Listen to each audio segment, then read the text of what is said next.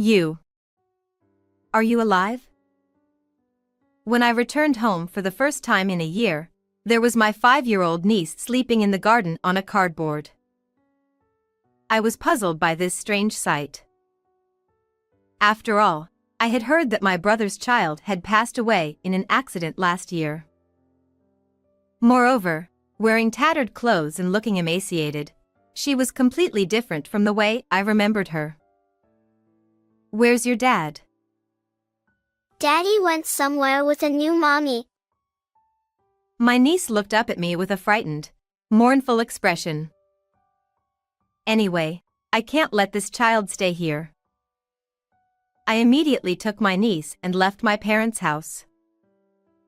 My family has been running a food manufacturing business since my grandfather's generation.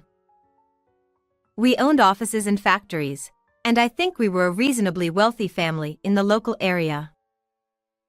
My family and relatives, including my grandfather, were old-fashioned people who believed that if you were going to have children, you should have a male heir.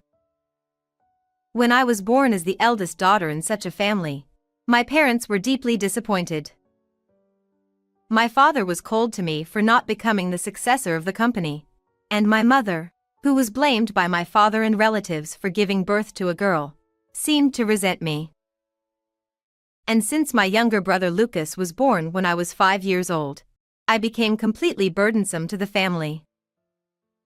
I was raised differently from my brother in everything from daily meals, clothes, lessons, and the school I attended.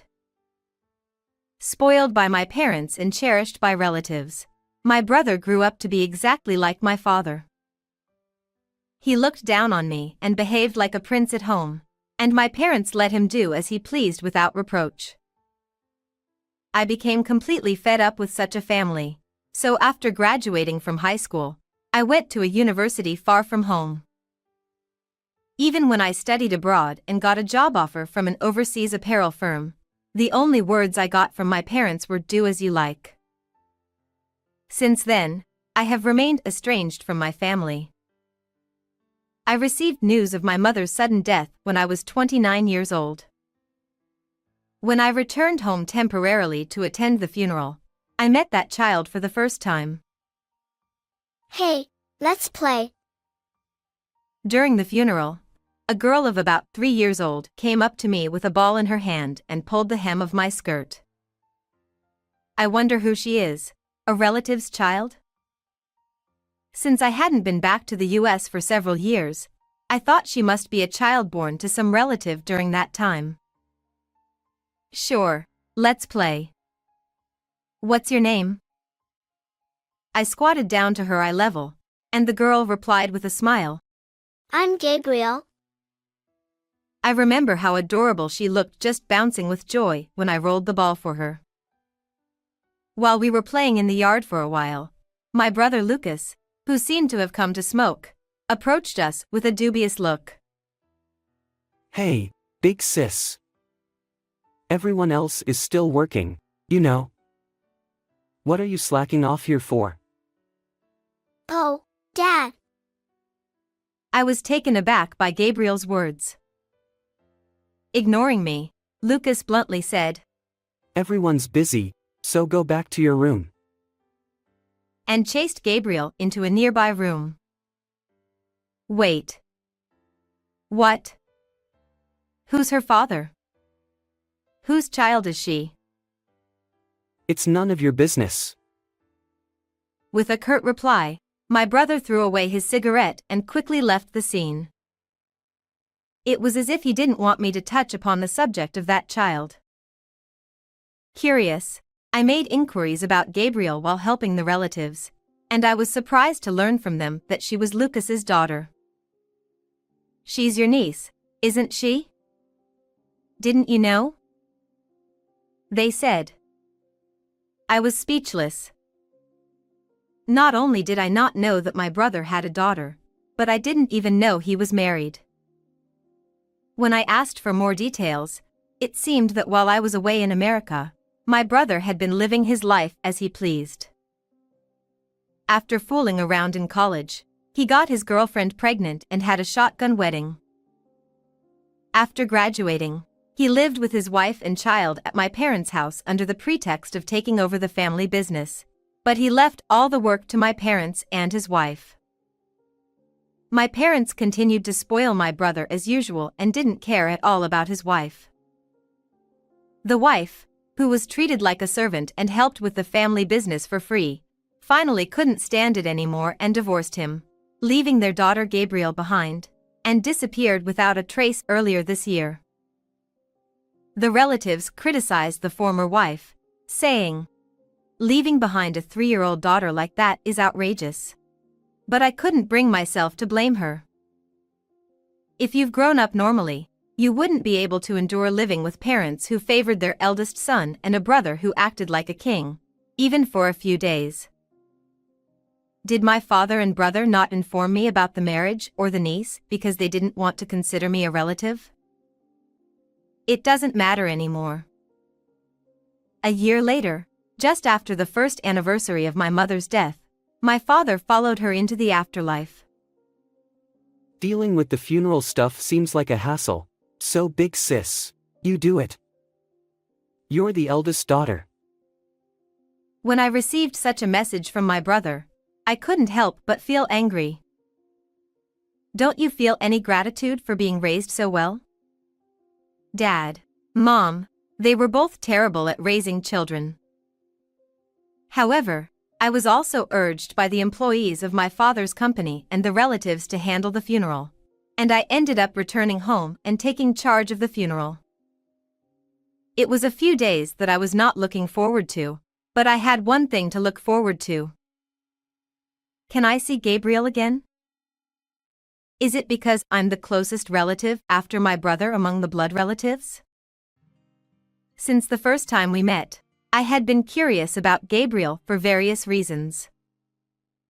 However, during the funeral, I couldn't find my niece anywhere. Instead, standing next to my brother was a young woman I hadn't seen before. Casually inquiring, the woman introduced herself as my brother's new wife. I apologize for the late introduction. I'm Lucas's sister. By the way, where is Gabriel today? Upon asking, she looked sad and bowed her head. The new wife said, "Our daughter passed away in an accident 6 months ago." Furthermore, she continued, her injuries were severe, so we kept the funeral as private as possible. I had just become part of our new family. I was so shocked that I froze on the spot. The sense of loss at that moment was perhaps even greater than losing my parents. That child is no longer here. Once again, I wasn't informed of anything. However, without time to dwell on the sadness, as soon as the funeral was over, those around me immediately urged discussions about inheritance. You should handle the procedures since they're bothersome. Oh, but all the assets belong to me. Don't hold it against me. It's in Dad's will. My brother said this triumphantly, but I didn't care. It was easy to imagine that everything would be left to the eldest son, as stated in the will. I just wanted to sever ties with this family as soon as possible, as I didn't care about anything else. With that in mind, I left all the administrative tasks to the notary public and lawyers I knew. As a result, my brother ended up inheriting the family's land, house, and business. I handed over my niece's condolence money to the new wife and then left America as if fleeing. Then, one day, a year later, something happened. I was ordered to go on a business trip to an American design company affiliated with my workplace. I might as well take a trip while I'm at it. There are places I want to visit. I took a few days off after returning from the business trip, as the world was in the midst of the summer vacation season. Watching families going home for the holidays, I felt like visiting the gravesite. I want to see that child. I remembered Gabriel, who had spoken to me 2 years ago. Why did I feel so nostalgic for my niece, whom I had only played with once? It's truly mysterious. Before I knew it, I found myself heading towards the graves where my parents slept. And as I offered flowers and cleaned the gravestone, something caught my attention. Why isn't Gabriel's name on the gravestone? Feeling strange, I immediately decided to visit my parents' house. However, when I rang the doorbell, no one came out, as if they were not at home. At a loss, I stood there for a while, and then I heard a noise coming from the back of the house. Is someone in the garden? Timidly, I walked towards the source of the sound. Huh? The moment I saw the bizarre sight spread out there, I couldn't move for a while. In a place not visible from the street, there were countless old cardboard boxes piled up haphazardly. In the center, there was the figure of a girl lying down, curled up small. As I stood dumbfounded, she noticed my presence too. She got up clumsily and said in a thin voice, Who are you? I used to live in this house. And you? Covered in garbage, skinny, and wearing tattered clothes, the girl was honestly a little eerie. However, with the next words she uttered, that feeling vanished instantly. I'm Gabriel. The girl said the name of my niece, whom I had longed to see. Is it true? You're alive. As I inadvertently grabbed Gabriel's shoulder and said so, she trembled and showed a frightened expression. Oh, sorry for surprising you. I'm your father's older sister. Don't you remember? We played with a ball before. I'm sorry. I don't remember. Since my niece was only 3 years old at the time, it's understandable that she didn't remember me. Where's Dad? He went somewhere with a new mommy. It seemed that my brother and his wife had not returned home, leaving my niece behind. Anyway, let's go inside. I have the key to this house. I can't go inside the house. Daddy and Mommy said to stay here. That's what my niece pointed at, a crude tent made of cardboard. On top of that, I'm only allowed to go in the storage room on rainy days, but not today because it's sunny. She continued. I didn't know the details, but I understood that it was not a normal situation. It's not good to let this child stay here. Intuitively thinking so, I picked up my niece and ran away without thinking about the consequences. From there, I took Gabriel to the weekly apartment I was renting while staying in America. I fed her, bathed her, and dressed her in new clothes I bought on my way back, and it was then that I finally realized what I had done. I took the child without permission from the guardian. I might be reported. As I thought about such things, Gabriel began to cry. Oh, I see. It must be scary to suddenly have someone you don't know doing all sorts of things to you. I'm sorry. No, it's not that. The food is delicious, the bath is warm, this place is like heaven. And, Thank you, Auntie. with a relieved expression, my niece said so. I heard that she hadn't had a decent meal or bath for a long time. Where did my brother go? Why is Gabriel living in such a place? There were so many things I wanted to know. I couldn't get any useful information even when I asked my 5-year-old niece. I tried to contact my brother many times, and finally, 2 days after protecting Gabriel, I was able to get through to him. Finally. Where are you leaving your own child? Ha! Don't suddenly yell at me. You're annoying. Hey, She was with you, wasn't she? It's perfect. From now on, you're going to take care of Gabriel. Lucas showed no signs of remorse and, on the contrary, said something outrageous. Huh? What are you saying? Wasn't that child supposed to be dead? Did I say that?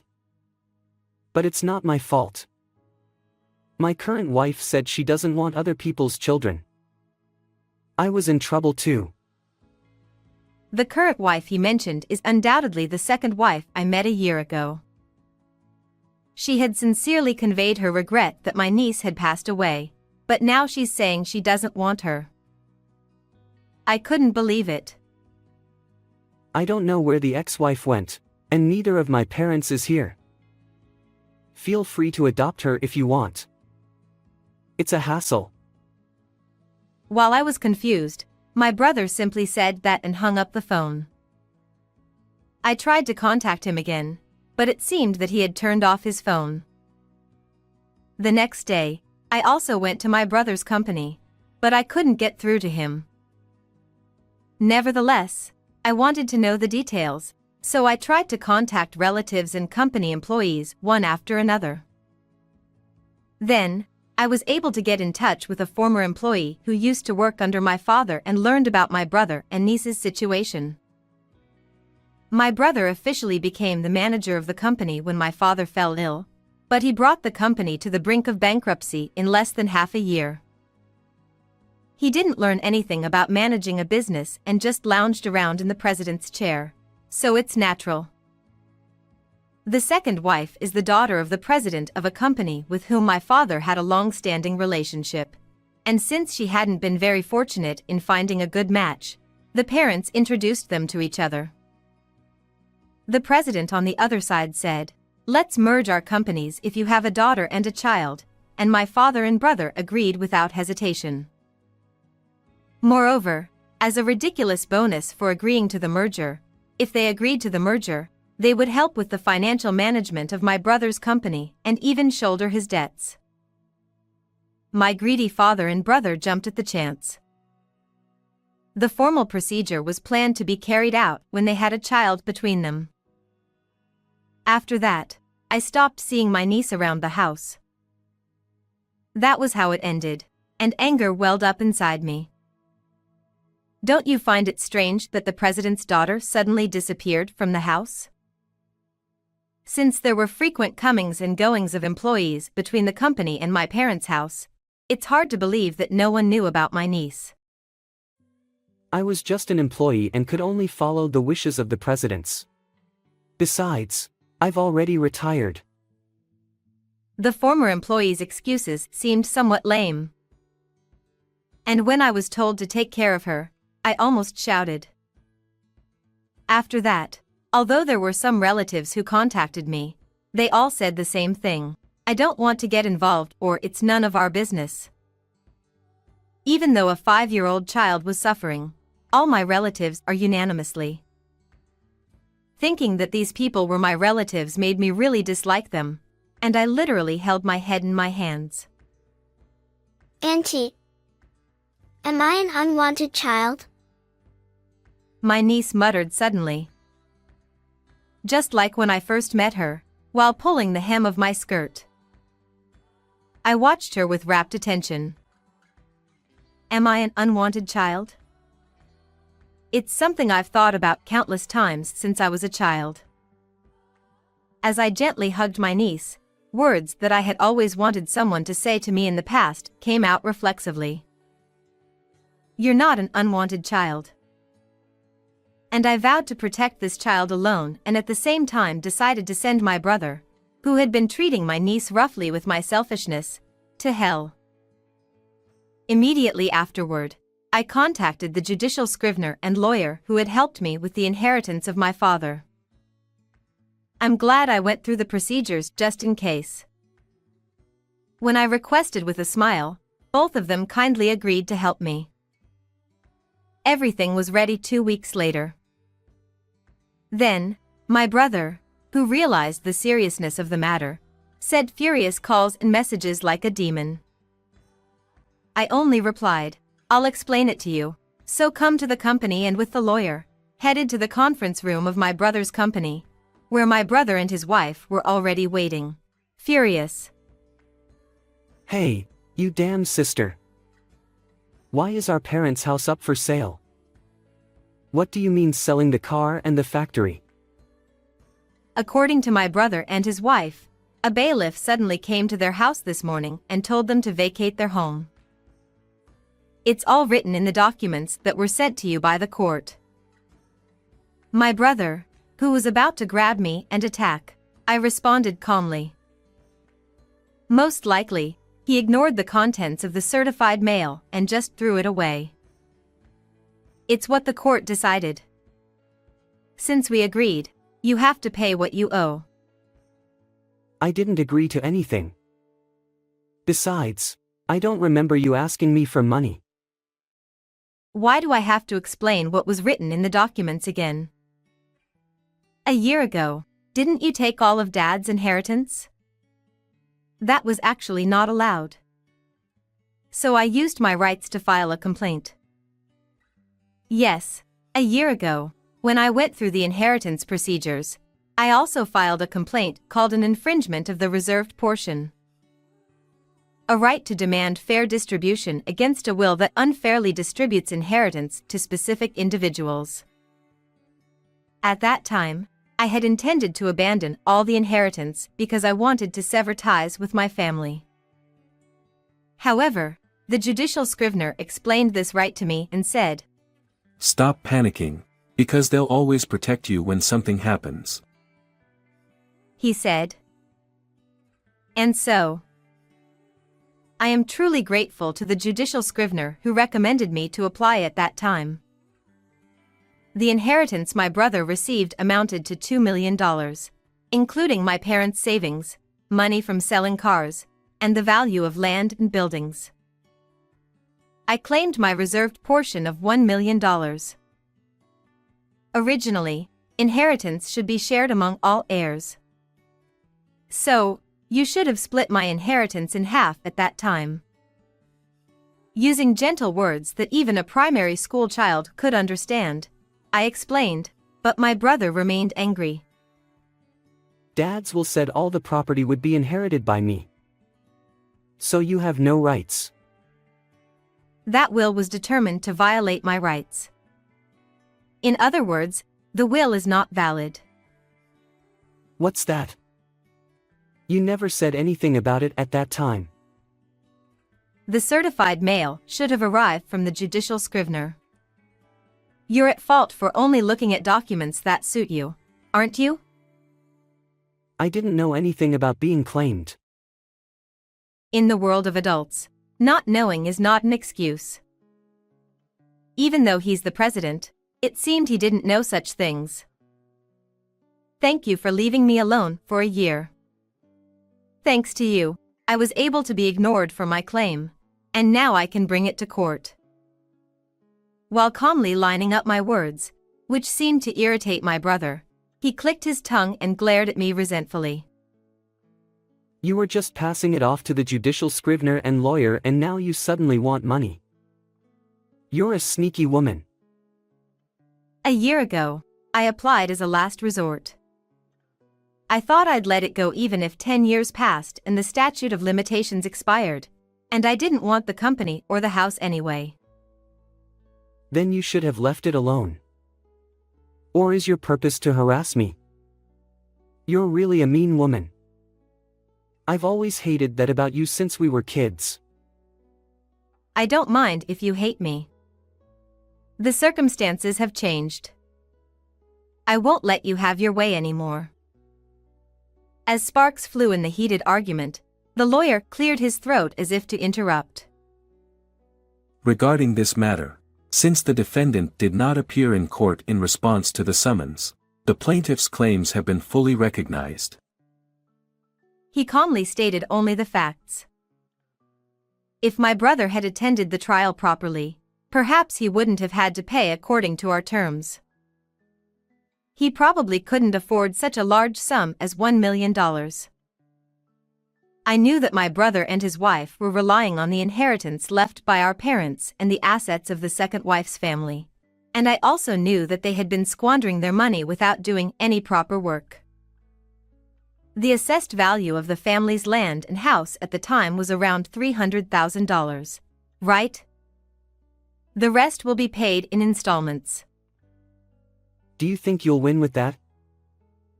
My brother suddenly sneered and pulled his wife close before speaking. If we have a child together, our company will merge with her family's.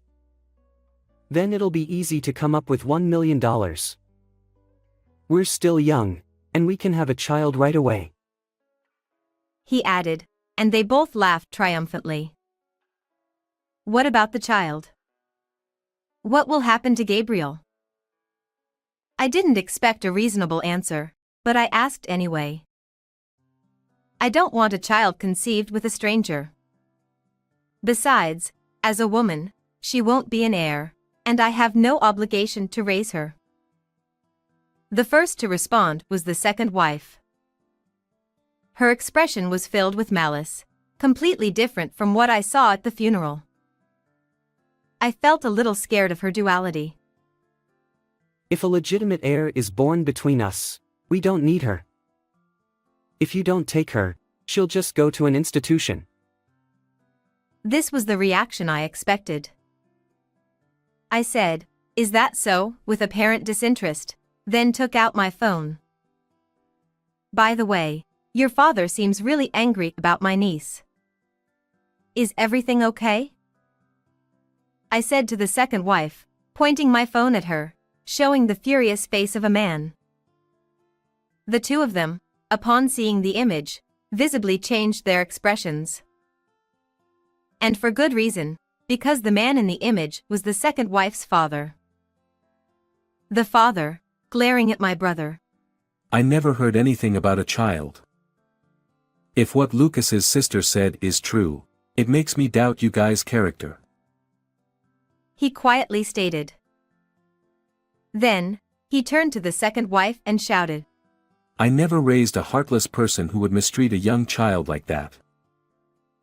Why? How?